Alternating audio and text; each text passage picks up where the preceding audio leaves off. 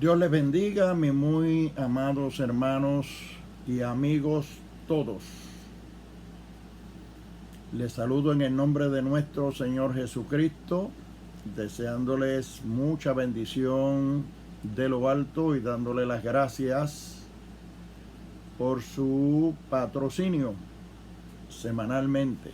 Gracias por estar suscritos a nuestro canal. Si no están suscritos, pues les exhortamos y les suplicamos que se suscriban a nuestro canal para que puedan tener acceso a todos los mensajes que hemos subido a este canal de YouTube y puedan compartirlo con otras personas, sean familiares, sean amistades. Lo agradecemos grandemente. En esta ocasión vamos a hablar sobre un tema muy importante y muy de actualidad, diríamos. Vamos a hablar sobre la gran tribulación. Un tema muy intrigante, muy importante, muy misterioso, pero que estamos muy cerca del cumplimiento profético y escatológico de estas palabras que aparecen en las Sagradas Escrituras. Para el tiempo del fin no podemos pasarlo por alto, sino que tenemos que advertirle al pueblo lo que está escrito en la palabra de Dios, como mensajeros, como voceros, como atalayas de Dios aquí en la tierra. No tenemos otra alternativa que no sea obedecer a Dios y hacer su voluntad. En eso estamos. Quiero leerles unas cuantas porciones de la palabra de Dios que son muy importantes en este tema de la gran tribulación. Leemos en el libro del profeta Daniel, en el capítulo 9 y versículo 27, dice de la siguiente manera: y por otra semana confirmará el pacto con muchos. A la mitad de la semana hará cesar el sacrificio y la ofrenda. Después, con la muchedumbre de las abominaciones, vendrá el desolador, hasta que venga la consumación, y lo que está determinado se derrame sobre el desolador. Hemos leído en Daniel 9:27. Quiero leerles ahora en el Evangelio según San Mateo, capítulo 24, versículo 15 y versículo 21. En el 15 dice así: por tanto, cuando veáis en el lugar santo la abominación desoladora de que habló el profeta Daniel, el que lee entienda. Entonces los que estén en Judea huyan a los montes. El que esté en la azotea no descienda para tomar algo de su casa. Verso 21. Porque habrá entonces gran tribulación, cual no la ha habido desde el principio del mundo hasta ahora, ni la habrá. Pasamos ahora a segunda de Tesalonicenses, capítulo 2, versículos del 3 al 6. Dice: nadie os engañe en ninguna manera, porque no vendrá sin que antes venga la apostasía y se manifieste el hombre de pecado, el hijo de perdición, el cual se opone y se levanta contra todo lo que se llama Dios o es objeto de culto, tanto que se sienta en el templo de Dios como Dios, haciéndose pasar por Dios. ¿No os acordáis que cuando estaba con vosotros todavía os decía esto? Y ahora vosotros sabéis lo que lo detiene, a fin de que a su debido tiempo se manifieste. Vamos a Apocalipsis capítulo 13, versículos del 16 en adelante. Capítulo 13 Apocalipsis. Y hacía que a todos, pequeños y grandes, ricos y pobres, libres y esclavos, se le pusiese una marca en la mano derecha o en la frente, y que ninguno pudiese comprar ni vender, sino el que tuviese la marca o el nombre de la bestia o el número de su nombre. Aquí hay sabiduría. El que tiene entendimiento, cuente el número de la bestia, pues es número de hombre, y su número es 666. Dios bendiga su palabra en nuestros corazones. Este tema, el tema de la gran tribulación, querer o pretender abordarlo completamente, querer explicarlo minuciosamente, con todo lo que conlleva, en 20, 25, 30 minutos, sería un atrevimiento y sería demasiado ambicioso querer cubrirlo. Por eso quise leer los pasajes bíblicos o los más de ellos que pudiera yo cubrir en el tiempo que tengo, por lo menos leídos directamente de las Sagradas Escrituras, para que podamos tener no solo un marco de referencia, sino que podamos nosotros darnos cuenta de que todo lo que hablamos está fundamentado en la bendita palabra de Dios, que no son cuentos de camino, que no son invenciones humanas, que no es una pérdida de tiempo o tiempo vano, sino que es importante que nosotros todos prestemos atención con seriedad, con sentido de responsabilidad. Sentido de responsabilidad en lo que respecta a nuestro trato con Dios y con los demás. Sentido de responsabilidad en lo que tiene que ver con la salvación de uno mismo y la de otros. Y sentido de responsabilidad en términos de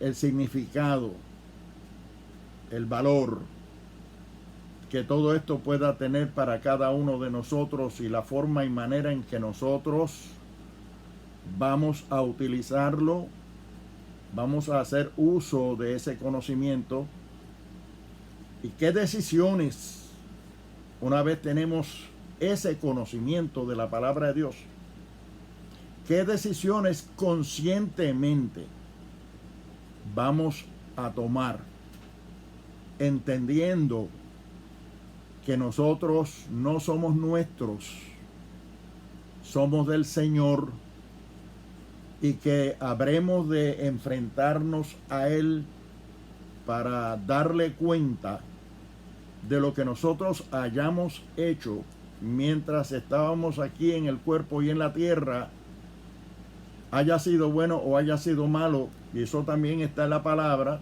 2 de Corintios capítulo 5, versículo 10 y otros. Así que se reviste de una seriedad mayúscula todo este tema escatológico que tiene que ver con los acontecimientos últimos del fin del mundo.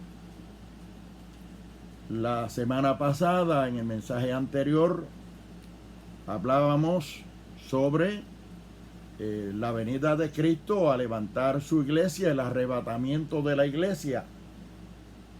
Fuimos muy abundantes en citas bíblicas y en explicación sobre eso. También hablábamos sobre el hecho de lo importante que es conocer las Sagradas Escrituras desde Génesis hasta Apocalipsis y nosotros poder tener conocimiento y dominio, cierto dominio histórico y profético de este sagrado libro para entender cómo Dios escogió a un pueblo, el pueblo de Israel, con el cual vino tratando abiertamente frente a toda la humanidad y toda la sociedad. Toda la humanidad tiene que haber visto y estar consciente y saber el drama, la novela de la vida del pueblo de Israel y su trato con Dios. La forma y manera en que Dios escogió a ese pueblo de Israel para manifestarse a ese pueblo y al mundo, dramatizarle al mundo, mostrarle al mundo el plan que Él ha tenido siempre para la humanidad, el plan de salvación, el plan de trato de Él con la humanidad, esa humanidad que se descarriló de aquel estado de inocencia y de santidad en el cual Dios la creó y pecaron contra Dios.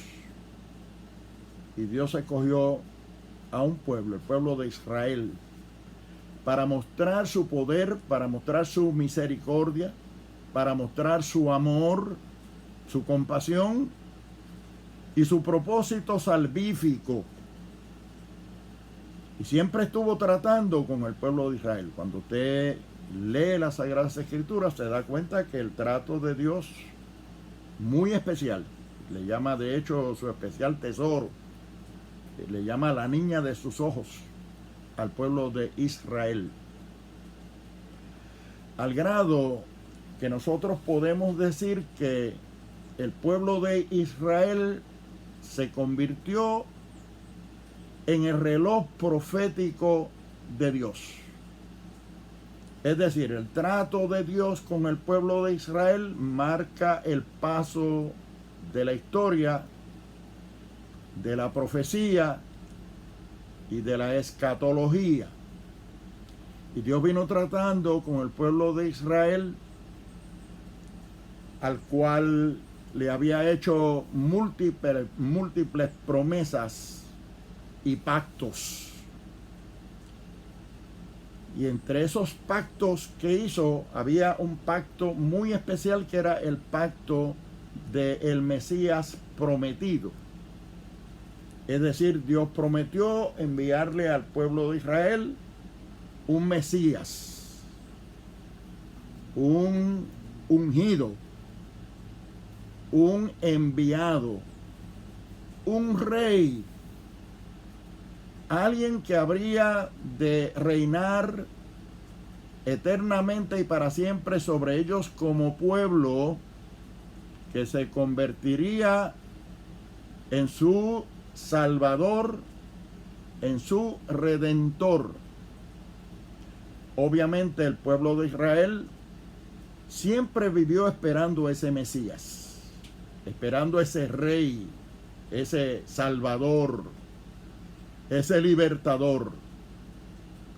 Lo único que espiritualmente el pueblo de Israel, por causa del pecado, por causa de que cada cual se apartó por su camino y tomaron el rumbo del pecado, de la maldad, de la incredulidad, de la rebelión inclusive, se olvidaron de Dios, se embotó su mente colectiva y su fe colectiva al grado que cuando vino ese Mesías, ese Salvador, ese libertador prometido, no creyeron en él, no lo recibieron.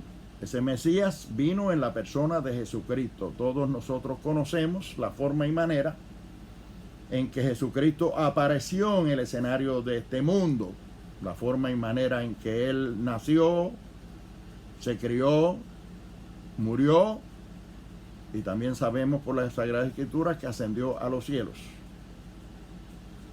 Pero los judíos estaban esperando un Mesías distinto, un libertador distinto. Estaban esperando como un personaje militar, un personaje monárquico, un personaje grandioso, muy especial, rico en todo, superior en todo, grande en todo, popular en todo. Y cuando Cristo vino y nació de la forma que nació, vivió de la forma que vivió, y en resumidas cuentas murió de la forma que murió, ellos no creyeron en él, lo rechazaron, y ahí se para el reloj profético de Dios, ese reloj profético del cual nos habla el profeta Daniel. Cuando Daniel estaba preocupado por saber qué sería de su pueblo y qué sería de la ciudad de Jerusalén en los posteriores tiempos, Dios le dijo: 70 semanas están dispuestas para la historia del pueblo de Israel. De esas 70 semanas se cumplieron 69 de ellas. Hoy no tenemos tiempo para hacer desglose de cómo se cumplieron esas 70 semanas, porque como dije, sería muy ambicioso entrar ahí. Pero sí sabemos que cuando murió el Mesías, Jesucristo, después de haber sido rechazado por el pueblo de Israel, ahí se cumplieron las 69 semanas de las 70. Y queda una semana de esas 70 semanas. Esas semanas son semanas de año. Estaríamos hablando 7 años. 7 días tiene la semana, pero son días de años. Así es que faltan 7 años por cumplirse en esa historia de la relación de Dios con el pueblo de Israel.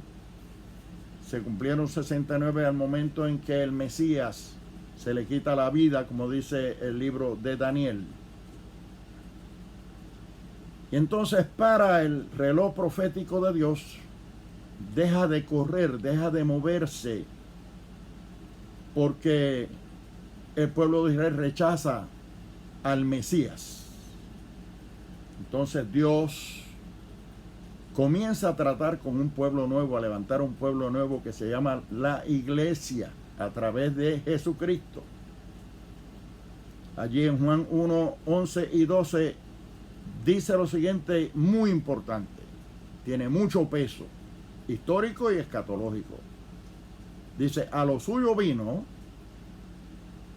y los suyos no le recibieron. Lo suyo es Israel, los judíos, el pueblo de Israel, el territorio judío. A lo suyo vino.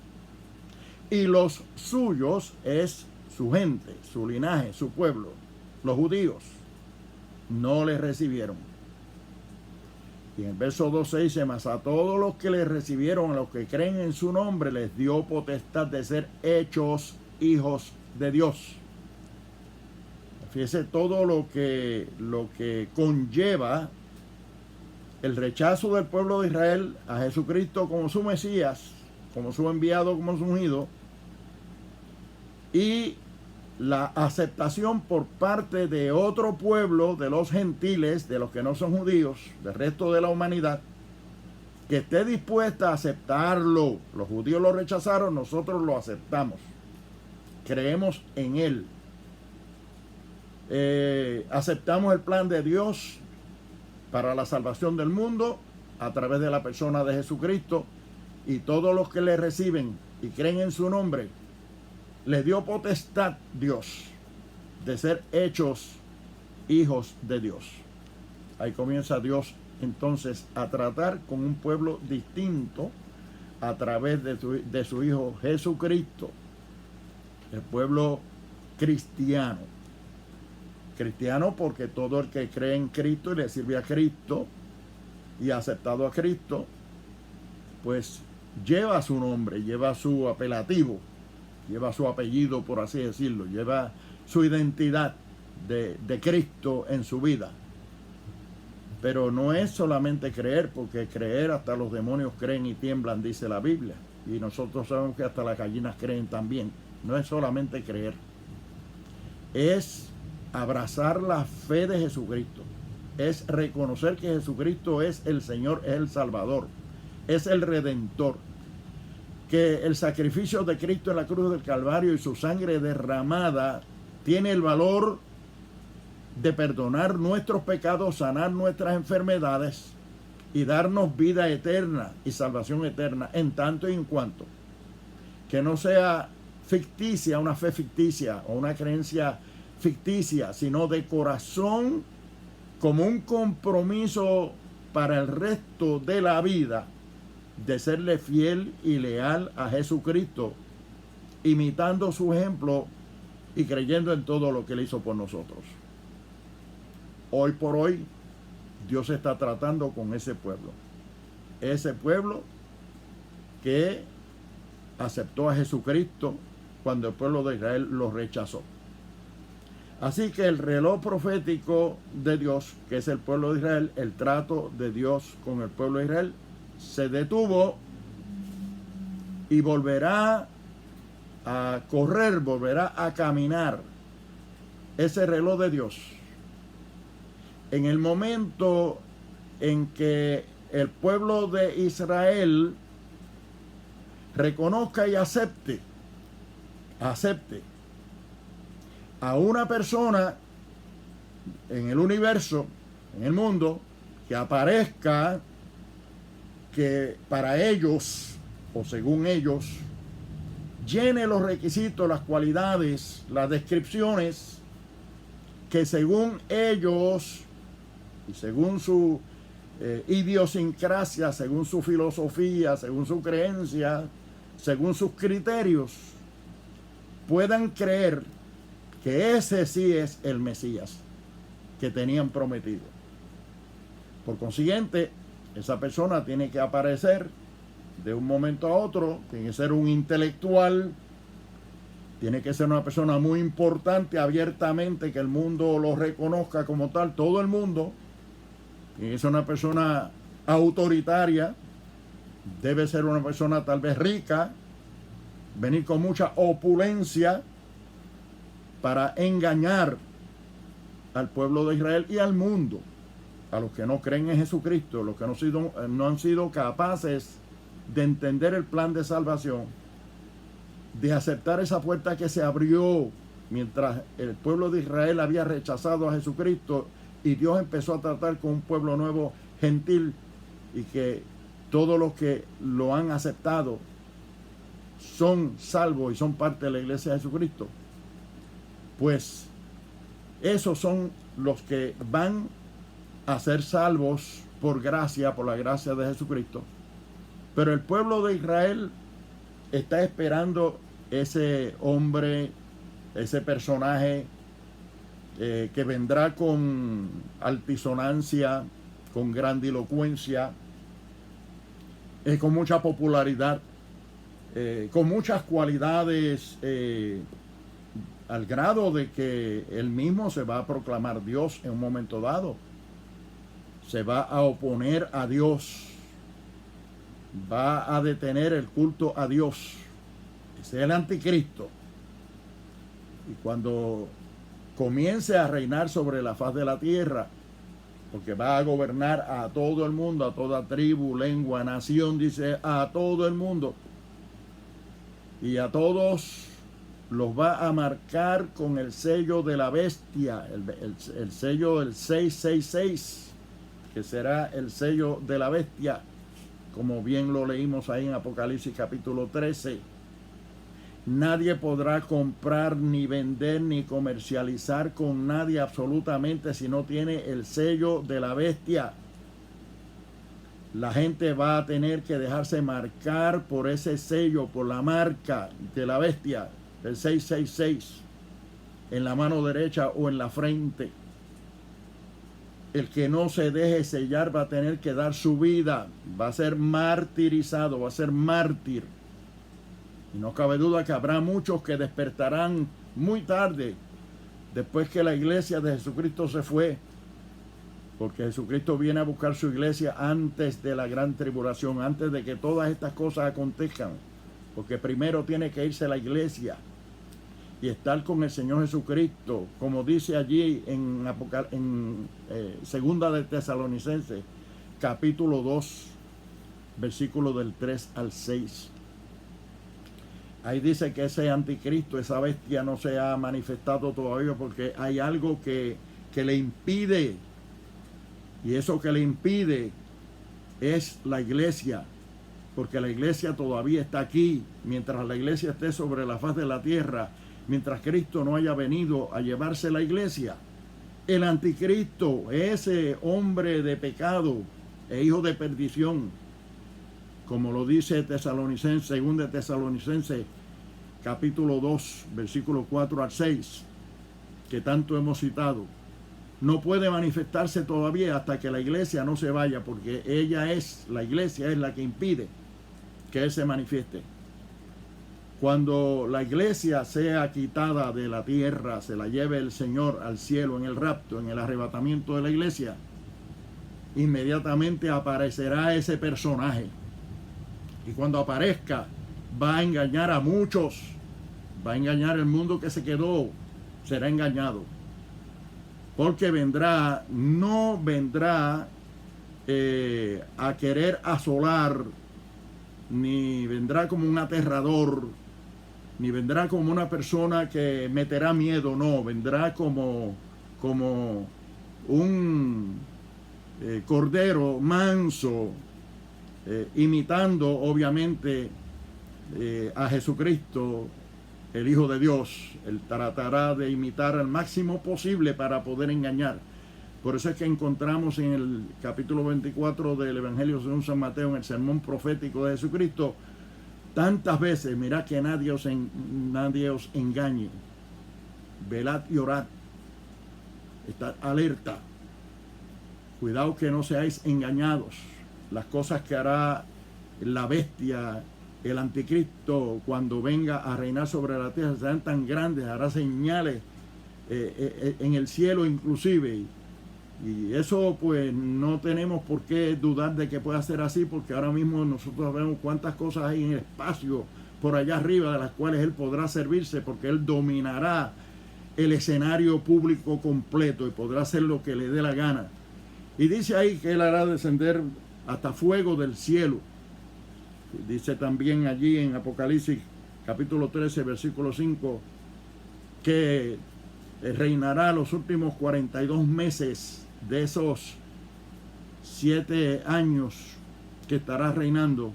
Los primeros 3 años y medio posiblemente sean de paz y de tranquilidad, en tanto que toma raíces su reino y su gobernanza sobre la faz de la tierra.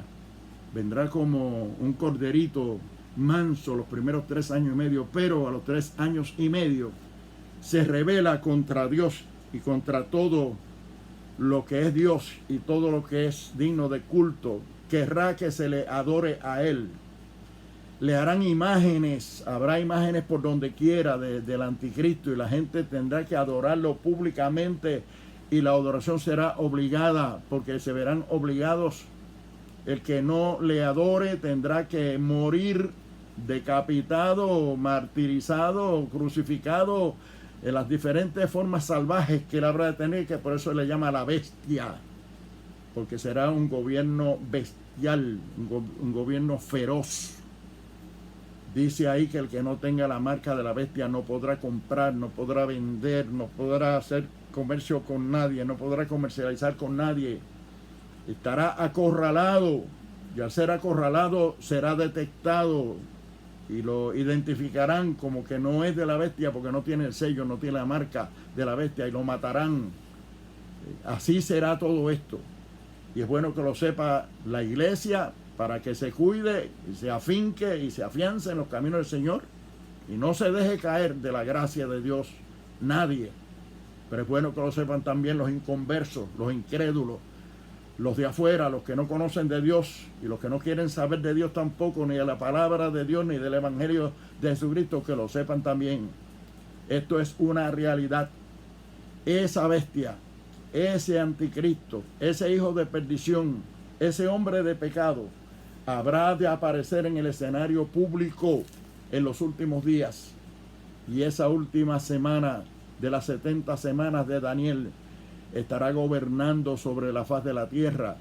Tres años y medio tal vez de paz, como dije, y 3 años y medio que son los últimos 3 años y medio, que son los que se le llaman la abominación desoladora, la gran tribulación de la que habló nuestro Señor Jesucristo. La hora de prueba va a ser tan difícil, casi imposible el poder uno vivir sobre la faz de la tierra, a no ser que se deje sellar,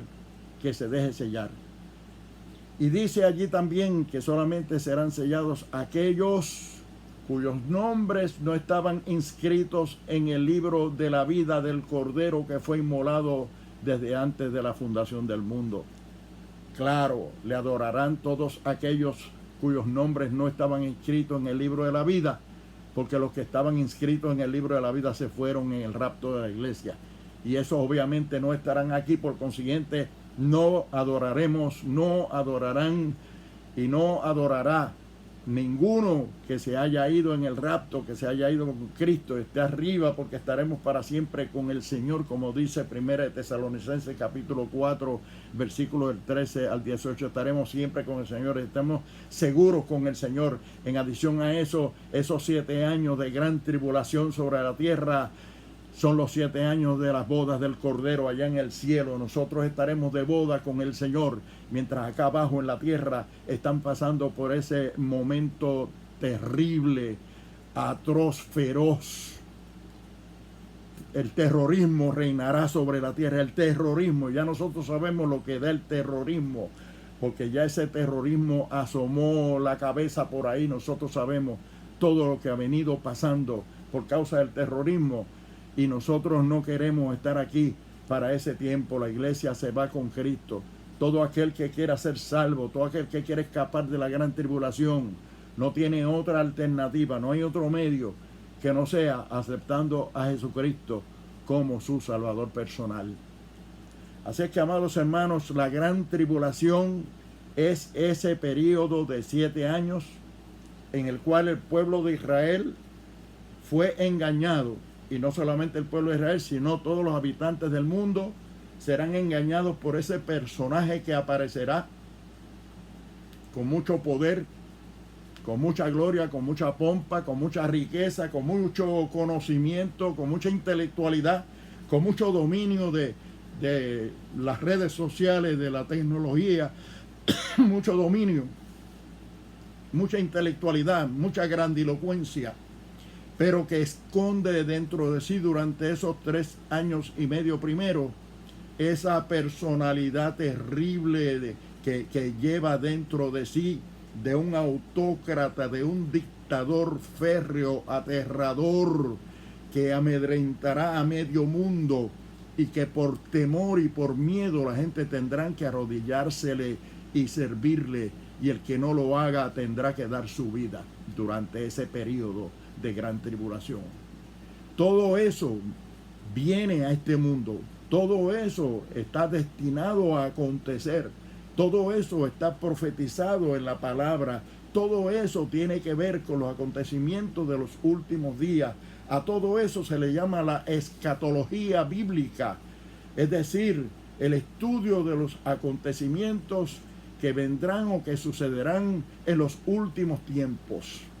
Nosotros ya estamos viendo, amados hermanos y amigos que me ven y me escuchan, estamos viendo que ahora mismo nosotros con esta pandemia por la cual estamos pasando. Miren cómo el mundo está dividido entre los vacunados y los no vacunados.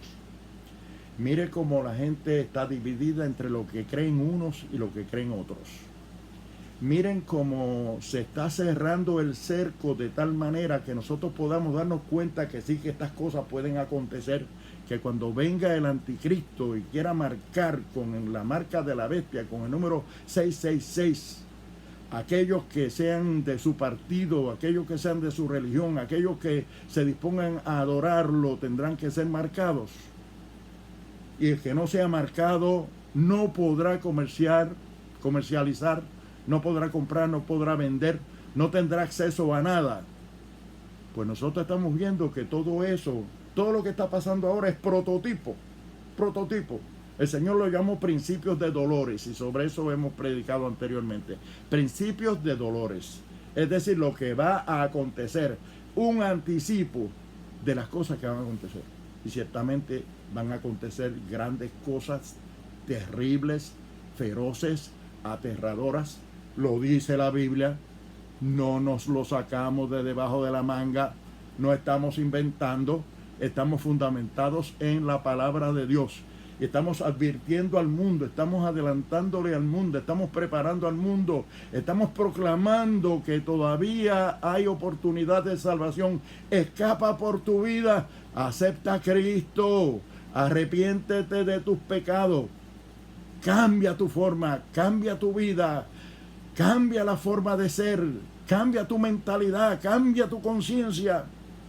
Sensibilízate ante la presencia del Señor. Reconoce que eres mortal, que eres finito. Reconoce que algún día va a tener que rendirle cuentas a aquel que te dio la oportunidad de vivir sobre esta tierra, de administrar lo que no era tuyo, sino que todo es de Dios, de lo cual habremos de darle cuenta a Dios. Hay tiempo todavía para tú salvarte, para escapar por tu vida. Acepta a Cristo antes que vengan estos tiempos tan malos y se manifieste el hijo de perdición, el hombre de pecado, esa bestia, el falso profeta que se le llama el asolador, el anticristo, la bestia. Y la trilogía satánica se manifieste. La trilogía satánica deben ser 3 personas, porque el sello 666 es el número de hombre. Deben ser 3 hombres, 6 por un lado, 6 por otro y 6 por el otro. 3 personas, uno de ellos es la bestia, el anticristo, otro es el falso profeta, otro es el dragón, que sería la personificación del mismo diablo en esa trilogía satánica. Yo no quiero estar aquí para ese tiempo. Tú no quieres estar aquí para ese tiempo. Te exhorto. No estoy metiéndote miedo. Esto no es para meter miedo. Esto es para decir lo que la palabra del Señor dice.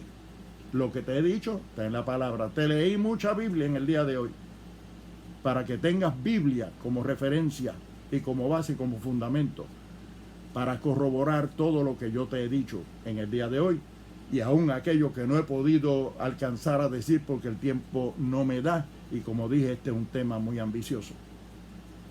Cristo tiene sus brazos abiertos para ti.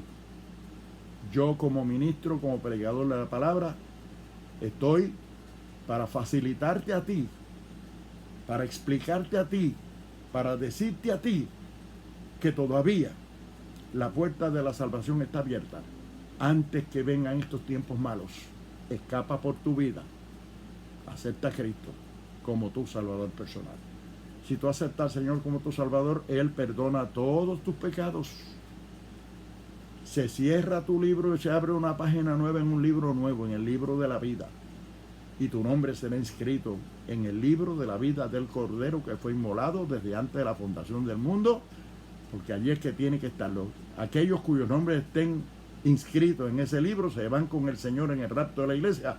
Por consiguiente, no tendrán que adorar a la bestia, ni serán marcados con el sello de la bestia, porque no estaremos aquí. Dios te bendiga, Dios te guarde. Si quieres aceptar a Cristo como tu Salvador personal, qué bueno sería, qué alegre me sentiría yo.